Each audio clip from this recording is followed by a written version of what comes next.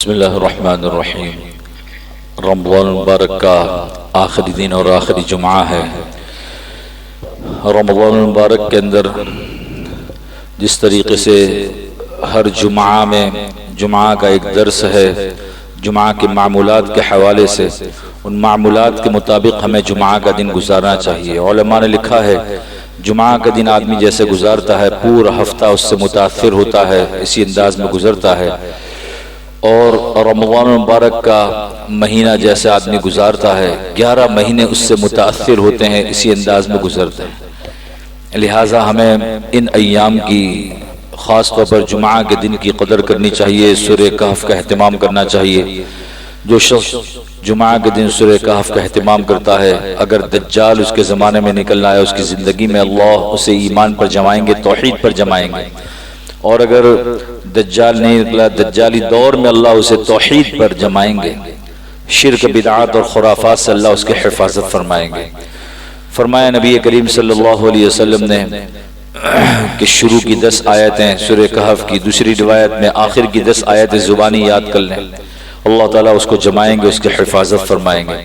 اسی طریقے سے جمعہ کے دن درود شریف کی کثرت، پہلے بھی ہر جمعہ کو اس کو عرض کیا گیا، اللہ مجھے بھی آپ کو بھی توفیق عطا فرمائے، دعاؤں کا اہتمام۔ اس کے ساتھ ایک عجیب بات چلتی ہے ہر رمضان میں آخری جمعہ، اس مرتبہ تو آخری دن ہی جمعہ ہے کہ یہ جمعۃ الوداع ہے، اور جمعۃ الوداع کے موقع پر جو شخص جمعہ کی نماز کے بعد 4 رکعت اس نیت سے پڑھ لے کہ اللہ میری جتنی زندگی کی نمازیں ہیں سب قضا ہو جائے، تو وہ قضا نمازیں ادا ہو جاتی ہے۔ یہ ویسی ہی موضوع باتیں ہیں، من گھڑت باتیں ہیں، اس سے دین کا اس سے کوئی تعلق نہیں ہے۔ لہٰذا اس کو ہمیں سمجھنا چاہیے کہ سرکار دو عالم صلی اللہ علیہ وسلم کی ایک غزوے میں، ایک جہاد کے موقع پر، غزوہ خندق کے موقع پر چند نمازیں قضا ہوئیں، پیارے آقا صلی اللہ علیہ وسلم نے بعد کی نماز سے پہلے ان نمازوں کو ادا کیا۔ جب پیارے آقا صلی اللہ علیہ وسلم کو نماز ادا کرنے کا حکم ہے کہ نماز آپ ادا کریں گے، تو پھر امت کو بھی یہی حکم ہے، آپ نے حضرات صحابہ کرام کو بھی یہی حکم دیا۔ یہ نہیں ہے کہ 4 رکعتیں پڑھ لیں، پتہ نہیں یہ کہاں سے یہ باتیں لے آئے ہیں۔ تو اس صورت میں جتنی نماز قضا ہیں وہ نمازیں ادا ہو جائے گی، اس کی کوئی حقیقت نہیں ہے۔ اس سے بچنا چاہیے، ایسی غلط باتیں سوچ کر کے یا سن کر کے اس پر عمل کرنا اور اسے آگے پھیلانا جائز نہیں ہے۔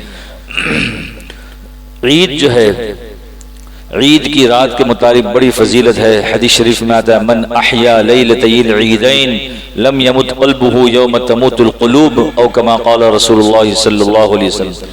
عیدین کی راتوں میں جو جاگے اعمال کی نسبت پر، اعمال کے لیے، عمل کے لیے جاگے، سنتوں کا، نوافل کا، تہجد کا اہتمام ہو، ذکر تلاوت کا اہتمام ہو، دعاؤں کا اہتمام ہو، فرمایا اس کا دل اس دن نہیں مرے گا جس دن سب کے دل مر جائیں گے، یعنی آخرت میں اللہ اسے مضبوطی عطا فرمائیں گے، اس کے دل کو تقویت نصیب ہوتی ہے جو شخص کے عیدین کی رات کو اعمال میں مشغول ہوتا ہے۔ لہٰذا یہ رات ضائع کرنے کی نہیں ہے، اسے لیلۃ الجائزہ کہا جاتا ہے، انعام کی رات۔